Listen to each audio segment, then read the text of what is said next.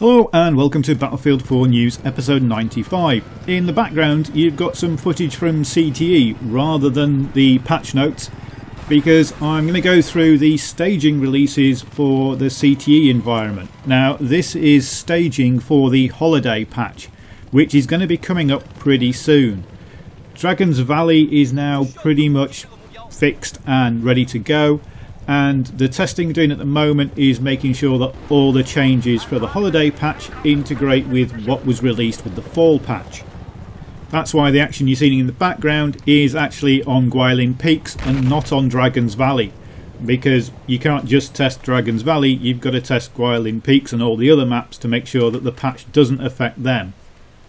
So far we've had 4 staging releases. Now the staging release is pretty much what you're going to get when it comes out. So when the holiday patch comes out, you're going to get pretty much what I'm playing here, with a few little tweaks and bug fixes in it. The idea is that they take out all the prototypes and all the experimental stuff on CTE and just go for what they're going to release. And for the holiday release we're getting Dragon's Valley 2015, which includes the Nose Hair Canals Team Deathmatch, because that's actually part of the Dragon's Valley map. And we're going to get a few interesting modes. Conquest Large should really be called Conquest Massive. Conquest Small on Dragon Valley is pretty much just a normal sized conquest map. Then we've got Rush Large.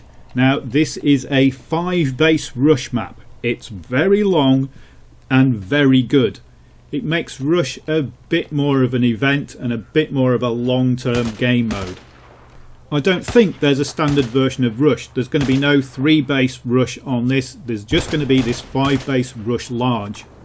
And of course we've got Nose Hair Canals Team Deathmatch, which is Dragon's Valley Team Deathmatch, but it's an exact replica of the Nose Hair Canals, so Nose Hair Canals Team Deathmatch is what I'm going to call it. So the biggest change we've got in this staging patch to Dragon's Valley is the textures. So the really nice textures that you've seen in some of my videos on Dragon Valley don't exist anymore.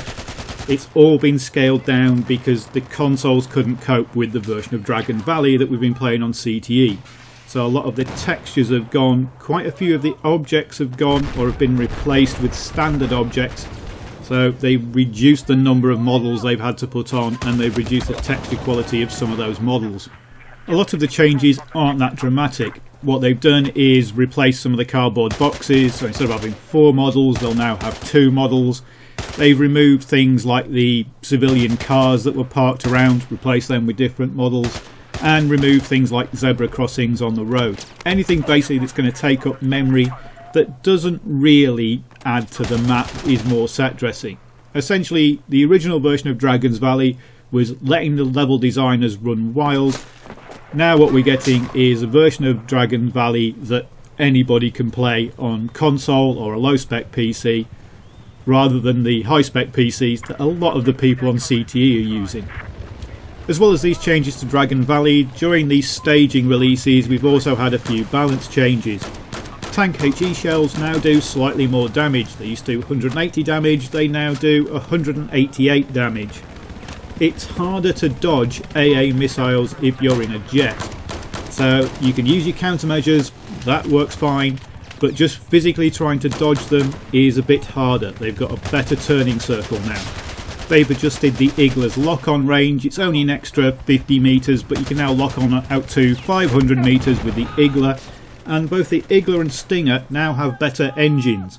Now I don't know exactly what performance that's going to increase. I assume it's going to be acceleration of the missiles to its top speed, but they haven't really said. They've just said they've increased the engine strength. So until we get the proper patch notes for the holiday patch, won't really know what that means. There have been a few changes to the netcode. Most of these are very technical changes in the back end. There are a few that you will notice.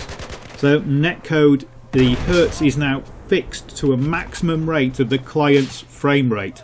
So if your client is only showing 55 frames a second, that's all you're going to get in the hertz, even if you're on a 60 hertz server. It's not going to send stuff that you're not using, and that's to save the CPU load and the client server load. They've also fixed a few small issues that were caused by the improved netcode speed. So that's vegetation braking when you run through it or shoot it, and also the muzzle flashes from your gun. All of those things are now better synchronised to the action. And one of the biggest changes they've made for a problem that's been a very long running one is that incendiary grenades will now no longer burn you through a wall. So if you throw an incendiary grenade on one side of a wall and there's an enemy on the other side of the wall, they won't get burnt through the wall anymore. The flame effect still goes through the wall, but the damage doesn't. It's not perfect. If they're standing right up against the wall, sometimes they'll still get burnt, but usually most of that damage won't go through the wall anymore. And that's pretty much it for the CTE staging releases. Now, I know that Tigger is working on the patch notes for the holiday release, so it's obviously coming soon. The rumour is it's the beginning of December, but don't hold me to that. I do have to make a correction to something I said earlier in this video, because I've just checked Tigger's Twitter feed and the PS4 tick rate updates are actually on the live game.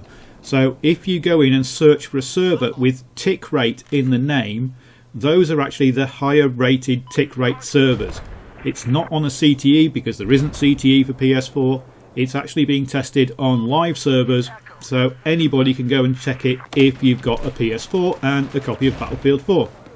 But that's it for this episode of Battlefield 4 News. A couple of weeks time we should get the holiday patch once it's been tested and certified, but until then, thanks for watching.